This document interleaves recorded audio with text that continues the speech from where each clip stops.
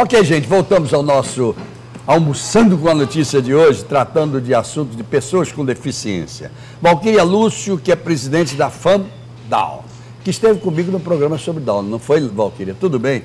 Tudo bem, Antes Geraldo. de você chegar, eu estava dizendo que foi um dos programas que me emocionaram demais, aquele. Até hoje, as pessoas comentam. Boa tarde, né? Satisfação enorme estar aqui, que esse segmento quase se vicia em vir aqui, né? Quase a gente está se viciando. Está viciando? Está viciando. Ah, que bom. Adoro. E vim para divulgar o segmento, que é importantíssimo, rever você, né? E participar Que desse bom, adoro que as pessoas se maravilhoso. viciem nos meus programas. Não é? Aí é ótimo. Pois é. E aquele programa ainda é sucesso, né? Graças a nas Deus. redes sociais, as pessoas ainda ficam comentando as fotos que a gente E ainda postou. podem ver no YouTube, porque agora fica direto no Exatamente. YouTube. Foi assim, uma grandeza. Que coisa boa. De programa. Muito bem, Nós mas vamos lá, amamos. vamos reanimar um pouco o que houve naquele programa e vamos juntar duas coisas que estão nessa mesa. Você com o problema, entre aspas, Down. E a nossa querida médica Rita com o programa Autismo. Onde é que os dois se entrelaçam? Eu estava, quando acabou aqui a fala da Rita, eu disse, Rita, é uma aula maravilhosa, né? Que eu aprendi aqui Não tenha rapidinho do seu dúvida, lado. não tenha dúvida. É. Ela já sabe, não sabe, mas fica Fiquei sabendo muito que vai fazer um feliz. bate-papo comigo, só ela. A gente só conversar de autismo. A gente precisa realmente ter essa fala, A divulgação das pessoas maior. que já têm essa experiência, ter um know-how, não é, do autismo, porque a gente também precisa compreender melhor para poder fazer um serviço de qualidade. É verdade. Né, que merecido por eles. Com certeza.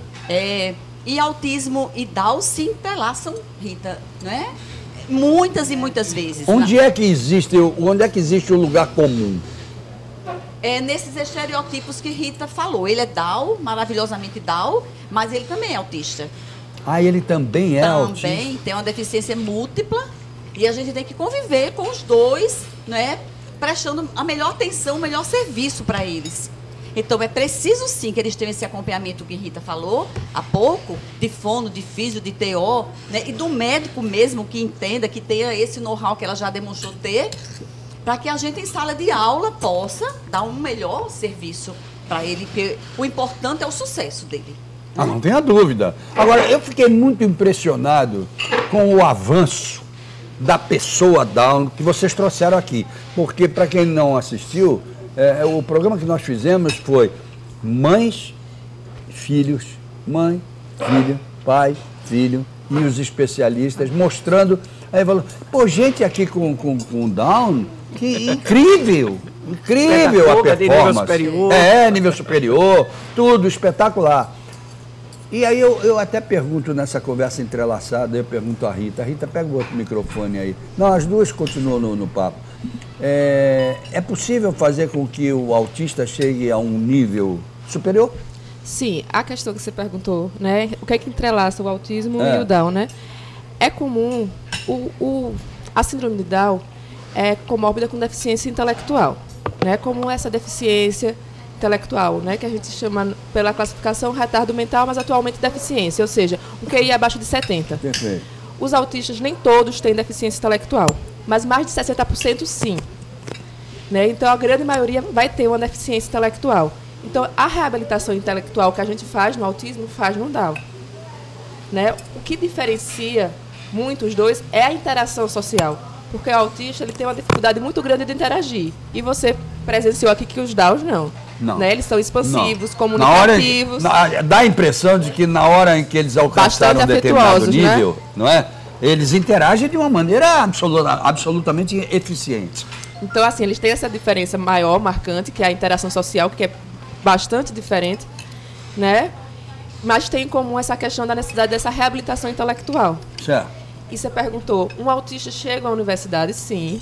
Vai depender da reabilitação que foi feita nele e das comorbidades, se ele tem ou não uma deficiência intelectual associada. A gente tem até o que a gente chamava de síndrome de Asperger, que era o síndrome de Asperger. Asperger. Que são os autistas de alto funcionamento, né? Que eram considerados pessoas com QI normal ou elevado, com grandes habilidades até técnicas, né? Grandes físicos, matemáticos, né? A gente tem uma representante desse grupo, que é a Temple Grandin. Se você colocar no YouTube para ver um vídeo da Temple, ela é uma cientista norte-americana que desenvolveu uma técnica de matadouro de gado ainda na faculdade, e hoje em dia ela é doutora, né? E tanto a técnica dela como a causa do autismo, ela, como é que se fala? Ela dá palestras sobre isso. Então, quem, né, tem essa questão, o autista ele pode se desenvolver, conheçam a tempo, né? Que ela é um autista de grande funcionamento e bastante importante, tanto para a comunidade do autismo como para a ciência. Muito bem. Para você que é médica especializada nesse assunto, médica psiquiatra... Sou psiquiatra infantil, né? Diz a psiquiatria infantil. A sua interação pode ser feita para as duas possibilidades, para o autismo e para o Down? Sim. Né? Na psiquiatria infantil a gente atende crianças com deficiências e com alterações de comportamento. Né? Então, a gente tem... Normalmente o Down não tem essa alteração de comportamento tão marcada, como agressividade, irritabilidade. Eles não necessariamente precisam do psiquiatra. O né? autista tem. Na grande maioria tem um quadro de irritabilidade. E aí eles terminam... Agora, essa irritabilidade é com o mundo exterior ou é com ele próprio? Com os dois. Com os dois, né? Uma hipersensibilidade a um barulho e até com, né, uma questão sensorial mesmo. A minha pergunta é porque me parece, se eu estiver enganado, me retruque, por favor, de que eles têm uma certa assim, apatia em relação ao mundo exterior. É uma introspecção, né? Uma dificuldade de interação com o outro, né? Mas, no entanto, provoca irritabilidade também. Sim. Principalmente quando a gente quer que ele faça do jeito da gente. A gente moldar eles ao nosso forma de viver, né? E não se adaptar a deles. Então, eles têm alguns comportamentos rígidos que não quer que saia daquela ordem, mas você quer que ele se adeque à realidade, Muito né? interessante então, isso. Tem é que um ter estudo fantástico, não é, Valquíria? Inclusive, eu assisti já o filme, né, Dá Tempo, contando a história dela, e recentemente assisti novamente, que passou na TV, no canal aí. Tem um filme que é uma biografia. É a biografia dela, é lindo a história dela. Qual é o filme? Eu quero assistir. Tempo Grandin. Tem no Netflix também. Tempo Grandin, é o nome dela. Como é o nome? Tempo Grandin. Ok. É muito lindo o filme. E hoje, realmente, ela é da Califórnia, não é? Se eu não me engano, não é? Do Vale do Silício. É doutora no processamento de matadouro de animais. Autismo. Ela é autista. É autista. Lindo o filme. O autista, quando ele alcança um determinado grau de por exemplo, o caso é a doutora, ela pode ter crises? Não, o autista ele não tem crises. Na verdade, é a questão da adaptação. Ela faz aqueles TEDs, aquelas palestras. E ela fala, quando eu vou me apresentar no TED, eu coloco um microfone. Então, como ela tem dificuldade de adaptação, se ela chegasse aqui com você, coloca esse microfone, ela ia ficar ansiosa. Okay. Então, como ela já sabe, ela já chega mais cedo. Ela já se prepara. Se adapta àquela nova situação para poder se expressar. Deixa eu apresentar os meus... Você quer acrescentar alguma coisa agora, assim, Valquíria? Rita, no filme ela tinha uma cadeira de conforto. Quando ela estava máquina do abraço. Né? A máquina do abraço. Então, quando ela estava muito angustiada com a vida, ela ia para a máquina e se abraçava ali. A máquina do abraço. Que coisa sensacional. Muito linda. Acho que eu estou arrepiada. Aliás, o psiquiatra... Foi uma forma que ela encontrou de amenizar a angústia dela, né? Pela pressão, pelo toque. Ela encontrou a máquina do abraço. Eu outro dia, não tem muito tempo não, eu recebi um WhatsApp onde falava sobre o abraço. Não sei se algum de vocês recebeu. E que dizia como o abraço é importante na vida de qualquer pessoa. Como é incrível a presença física do abraço. Mais importante que o beijo. Mas muito mais. Muito mais. Abraçar é abraçar. É verdade. É outra história, não é? Bom, Jorge Porto. Jorge é tesoureiro do FUNCAI. Traduz, Jorge. Tudo bem com você? Que prazer enorme recebê-lo. Boa tarde, o prazer é todo nosso. Agradecer pela oportunidade de estarmos aqui novamente, né, para que possamos divulgar o trabalho que a FUNCAI desempenha. O que é a FUNCAI? Vamos começar logo. A FUNCAI é a Fundação Casa do Especial. Perfeitamente. Que o seu atendimento é voltado para aquelas pessoas com deficiência que apresentam um grau de comprometimento normalmente maior do que aqueles que comumente a gente vê. São pessoas que estão em crise constante, muitas vezes estão numa brincadeira ou na própria sala de aula, de repente entre crise, cai naquele local ali, epiléticos no caso, né? São pessoas de que a família ainda não tem essa atenção voltada para esses filhos. né? E a gente insiste muito para que haja essa interatividade. Ainda existe essa questão da família que não tem cultura, principalmente, né? Não dá bola, né? Muito. Quando nós chegamos na FUNCAI, o discurso que nós levamos era para que as mães, as famílias se envolvessem com a realidade, com o problema que ela tinha junto aos filhos. Mas, no entanto, ainda ocorre muito de as mães verem a FUNCAI como uma creche ou como um depósito. Certo. Né? A gente pode colocar dessa forma. Então, se ocorre uma crise com aquele jovem lá na instituição e a gente solicita de que ele seja levado de volta para casa, você não encontra mais a família em casa. Nenhuma. Se a criança tem uma outra crise qualquer e quer, olha, por favor, levem essa criança ou esse jovem ou esse adulto de volta para sua casa e explique à mãe o que é que está acontecendo. Você não encontra ninguém em casa. Ou seja, é abandonado? Não seria abandonado porque eu acho que o amor ao compromisso, à responsabilidade que a instituição tem com esse... Não, eu estou falando em relação à família. Não, eu não poderia dizer abandonado porque eles são abrigados em casa. Certo, né? Eles são recebidos em casa. Eles saem de casa e voltam para casa. Então, não seria uma questão de abandono. Okay. Seria uma questão de responsabilidade, de compromisso com o que o filho apresenta. Perfeitamente. Enquanto... Mas é um problema cultural. É um problema cultural. Não é de amor, é de amor? Não é não. Não é não. Eu chamaria de relaxamento cultural. É um problema cultural que ainda está plantado tanto na capital como no interior.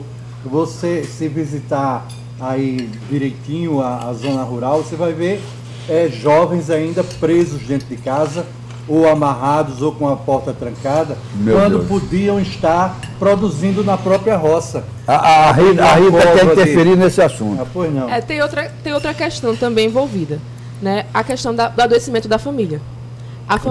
Adoecimento da família. Adoecimento da família. Quem cuida adoece muito. É muito comum índice de depressão certo. Em cuidadores, né, de pessoas com deficiência física e mental. E a questão também não saber lidar com aquela situação, e no caso as instituições terminam sendo um lugar, né, delas deixarem o familiar e elas poderem fazer outras coisas. Então eu te pergunto, a família não precisa, por exemplo, do atendimento psicológico? Precisa muito. Sim, e muito. Então, é isso que as instituições, pelo menos a Pestalozzi, a FUNCAI, a FANDAL, nós temos ido às residências, ao domicílio, para saber a realidade deles e colocar a par da situação que vive hoje. Então, a FUNCAI faz esse trabalho. Faz. Isso é muito lindo, é muito lindo. Faz. É preciso saber com quem estamos lidando, tanto com o filho como a família. Claro. Né? Então, você vê assim coisas incríveis, né? Você vai na família e observa que aquele filho, ele é muito melhor tratado dentro da instituição em termos de higiene, de educação, porque o que a gente objetiva é trazer um pouco dos direitos observados na Constituição. E ele sente isso? Sente muito. Muito bem. Quando ele desce do carro, quando o carro chega na porta para pegá-los, né, eles, da maneira que eles estiverem, eles já querem subir no carro correndo, porque sentem-se muito protegidos. Mas eu te pergunto uma coisa, não há um limite em que, num determinado momento, eles não podem mais estar na fundação? No caso da FUNCAI, sim. Eu acho que em todas as instituições. E aí? Bom, hoje, eu gostaria até de dar uma contribuição sobre esse assunto, Geraldo, que tem uma grande questão com a longevidade. Uma longevidade, né? Sem dúvida alguma. Hoje, as políticas públicas já se pensam em abrigo, né, as residências inclusivas. Sem para dúvida. Estes jovens. Sem dúvida. Entende? Porque eles estão envelhecendo e eles ficam fora do contexto. Né? E as famílias também estão envelhecendo, os seus pais. Então, é muito complexo. E eles perdem essa proteção. Perde a proteção. E a proteção, quem deve dar agora é o Estado. Claro. Né? Então, já existe a política pública da residência inclusiva, que isso é uma luta que eu tenho há 4 anos para implantar no município de Maceió, que é para estes jovens, muitas vezes abandonados, mas vai chegar um momento que não é só aquele abandonado, são aqueles homens e mulheres passa a que ser, não exatamente. têm uma função social. Exatamente, né? exatamente. E ele precisa de um lugar. E as instituições do seu tempo. Você falou aí uma coisa muito importante, que é a terminalidade. E as famílias têm dificuldade de compreender isso. Eles enxergam, muitas vezes criticam ainda a entidade, mas dão graças a Deus em desistir, porque eles respiram um pouco. Porque não é fácil ser mãe nem pai de um Não é, mas o que me preocupa, e é esse o grande tema da história agora, é essa terminalidade que você falou. Porque a terminalidade não é só para ele que é especial. Não. É para ele e é para a família. E agora? Agora ele vai ser um homem. E esse homem vai fazer o quê? Ele não foi preparado para ser um homem. E aí? Vai ser um mendigo? Vai ser um marginal? Vai ser o quê? E eu tenho pessoas na instituição de 43, 44 anos. Que na verdade não poderiam mais estar. Não deveria, já deveria estar no local, uma sala de convivência, uma casa de convivência. Claro, claro. É diferente. Isso são as políticas, porque se você vai para o Ministério da Educação, ele já determinou qual é seu público-alvo. Ele tem, até os 17 anos. É obrigatório até o ensino médio. Então, a questão da pessoa com deficiência vai um pouco mais além, mas nós já estamos chegando no momento de discutir isso. Qual é a função da entidade? E vai chegar o ponto de ter entidade e dizer assim, olha, eu só atendo a partir de 40 anos. Eu atendo a partir de 60, eu vou atender a terceira idade. Eu recebo aquele que só podia ficar até os 17 e eu dou continuidade a ele. Essa é a grande rede que ela tem que ser construída. Lá na Pestalosa, acho que tem um caso de 60 anos, outro tem 43, mas qual é a função? Qual é a função? Tá. Aí eu quero perguntar à nossa querida amiga que está aqui, que ainda não falou, que é a Ubiratânia Amorim. Estou certo? Sim, tá certo. Vou fazer logo uma pergunta para você. Posso fazer? Pode. Posso mesmo? Pode. Todo mundo lhe chama de Ubiratânia, eu tenho Não, algumas pessoas chamam de Bira, outras chamam de Tânia. Como é que você gosta? Eu gosto muito do meu nome. Então é Ubiratânia e acabou. Vamos lá, Ubiratânia. Ubiratânia Amorim. Eu também passei a gostar. Pronto. Tá certo? Ubiratânia, você que é a presidente do Conselho Municipal dos Direitos da Criança e do Adolescente. Até um determinado ponto, esse conselho cuida do que nós acabávamos de falar. Depois é outra história. Como é que está funcionando o conselho? Bom, primeiro, boa tarde. É um prazer estar aqui. Gostaria de agradecer pelo convite e dizer que, como o meu nome é grande, o do conselho também é, mas a gente pode falar de CMDCA como ele é bem conhecido. O conselho, ele anda bem. Nós estamos num momento histórico, eu costumo dizer, porque esse ano o Estatuto da Criança e do Adolescente, que preconiza todos esses direitos falados... Que é um dos melhores estatutos que existem. Eu costumo dizer que é uma lei, assim, eu tenho muito orgulho de ser brasileira quando eu pego esse estatuto para ler. Eu fico, assim, angustiada e triste quando vejo que ele não está realmente efetivado, ele realmente não está sendo cumprido. Não está sendo aplicado. Eu já tive a oportunidade de trabalhar em uma instituição onde a gente fazia oficinas de cidadania para crianças e adolescentes. E aí eu tive a oportunidade de estudar um pouquinho mais o estatuto e falar para as crianças e adolescentes. Com certeza. Né? Como eu comecei a fala, esse ano o estatuto completou 25 anos, então para mim é histórico, né? É muito bonito. E como se não bastasse, o município também fez a sua política de atendimento à criança e ao adolescente no mesmo ano. Ok. Então eu digo que foi um avanço grande, muito embora a gente não tenha conseguido realmente efetivar tudo, mas eu acho que a gente pode ter orgulho de estar passando por esse período. Agora, o Ubiratânia, me diga uma coisa, o conselho, ele cuida da criança e do adolescente de um modo geral. Não é? Então, ele cuida da política. Da política, de um modo geral. Isso, exatamente. Não importa se ele é uma pessoa normal ou se ele é uma pessoa normal, se ele tem problemas físicos, mentais ou lá o que seja. Exatamente. Dos direitos da criança e do adolescente em linhas gerais. Muito da bem. Saúde, a educação, a profissionalização, a cultura, Tudo o bem, esporte. mas aí entra o seguinte, entra uma grande discussão que está sendo uma discussão nacional hoje, que é a questão da criminalidade e a questão do envolvimento da criança e do adolescente nessa criminalidade. Você é contra ou a favor da diminuição da diminuição da idade penal? Eu acho que não é reduzindo a maioridade penal que nós vamos resolver as nossas questões de Parabéns. Parabéns, não é por aí. Não, não é por aí. E você é professora no assunto, você está cuidando dele. Ainda não, mas eu digo que eu costumo dizer que eu sou interessada no assunto, Certo, né? certo. E como eu sou psicóloga de formação, Perfeito. felizmente o meu conselho em nível federal, ele defende, realmente ele tem o mesmo posicionamento. Não é reduzindo a maioridade penal que nós vamos alcançar, vamos diminuir a violência. Até porque o contingente populacional de 16 anos a 18 é muito pequeno. Então, nós temos, assim, vários posicionamentos, mas tentando resumir. Existe uma bancada federal que defende essa redução, mas em momento nenhum pensou em aumentar o número de presídios, já começa por aí, que a gente já tem ele superlotado com a medida aplicada a partir dos 18 anos. Perfeito. Imagine se aumentar, que é um número muito pequeno, é 0,2% só da população Ok. entre 16 e 18 anos. Ok. Mas como entra o Conselho Municipal na defesa dos direitos deste cidadão menor, adolescente ou criança? Vamos corrigir essa palavra menor. Menor é assim, tá. bem pejorativo, é uma coisa pequena, já está diminuindo. Certo. E desde a instituição do Estatuto da Criança e do Adolescente, a gente deixou de utilizar esta palavra exatamente porque torna o sujeito, criança e adolescente, um sujeito de direito.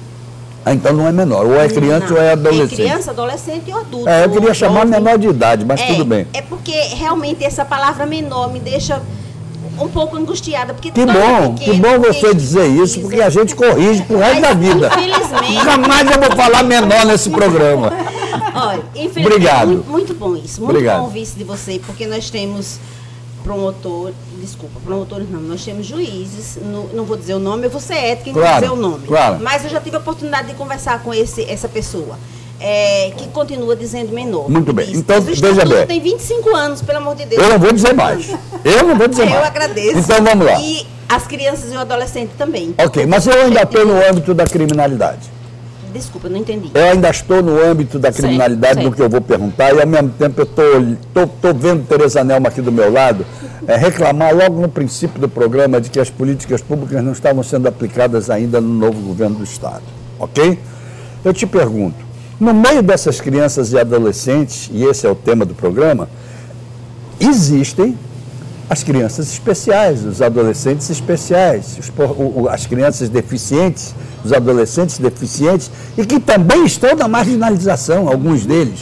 E aí? Como é feito isso? Como é que é a conjugação do Conselho Municipal, que ajuda a criar as políticas públicas, aí o Governo do Estado, a Prefeitura Municipal de todos os municípios e por aí afora, com as instituições que estão sentadas nessa mesa e outras mais, que podem ajudar não só a essa pessoa que já tem a deficiência, a melhorar a sua deficiência, como sair de uma possível criminalidade. Pois bem, como eu falei anteriormente, né, no Estatuto ele já preconiza todos os direitos, e na hora que ele preconiza os direitos para a criança e o adolescente, é um sujeito de direito de fato. Mas é independente cartilha. da cor, do nível social, enfim, é criança e adolescente. A gente não vê como tendo uma deficiência do espectro autista, a gente não separa, a gente coloca. O Conselho ele tem andado um pouco, vamos dizer assim, talvez por ser um ano de processo de escolha de conselheiro tutelar, eu sei que foge um pouco do É um processo do assunto, difícil. mas tendo em vista ser um processo unificado, que foi preconizado por decreto federal em 2012, onde a vice-presidência da República instituiu um processo unificado, talvez ele esteja bem voltado mais para esse processo eleitoral. Mas a gente também tenta caminhar junto das outras demandas e tenta, através de representações, e aí eu já até de público posso falar, a Pestalozzi está assumindo também uma cadeira no Conselho, agora a partir do mês de setembro, porque pela primeira vez na história do Conselho, que foi criado em 92, nós estamos fazendo as substituições das instituições faltosas, porque ele funciona assim: 7 instituições da sociedade civil e 7 do governo. Perfeito. Então, nós temos atentado muito para as faltas dessas instituições e a partir do momento que regimentalmente elas não cumprem o que está lá no regimento, que diz 3 faltas consecutivas. Quem falta mais, as instituições privadas ou as do governo? Olha, esse é um dilema muito grande. Por incrível que pareça, é o governo. E a gente, Eu estava pedindo, pelo amor de Deus, que você respondesse isso. Não é, Tereza? Pelo amor de Deus. Comum a todos os conselhos. Porque senão esse programa não valia de nada. Não valia de nada se as instituições privadas que estão aqui não estivessem à frente das lutas. Comum a todos os conselhos. Não é, Jorge? Muito embora, quando tem uma matéria do interesse do governo, eles comparecem em massa. Eu vou falar bem baixinho. Não é isso não é para falar baixo não. É para calar a boca mesmo. Eu vou para os comerciais, mas quando eu voltar eu volto com você. Agora você é super rápido, viu? Ecoprime, leva seu carro lá que vai ficar de primeira. É na rua Deputado Zé Lage, logo depois do Palato. O Palato ganhou uma de graça agora. Essa é boa demais. Olha, Isabel Pinheiro, 20 anos da Isabel Pinheiro. Da Isabel não, coitada da Isabel. Não é 20 anos não, não é Isabel, mas tá linda. Ela cada vez melhor. Mas é 20 anos do buffet da Isabel Pinheiro, ok? Pronto. Bodega do Sertão e Filé do Zezé, os dois que fazem o bate-papo junto comigo. Teto, vendo os comerciais. Aí no meio dos comerciais você vai ver como vale a pena comprar o seu apartamento lá no Riacho Doce Beach Residence. Vendo os comerciais. Tem um filme maravilhoso passando lá. Que mais? Faltou alguma coisa? Algás Conforto. Claro, Algás Conforto, lá na Passeio Estela Maris. Vai lá, visita, sabe tudo sobre o gás encanado. Voltamos já.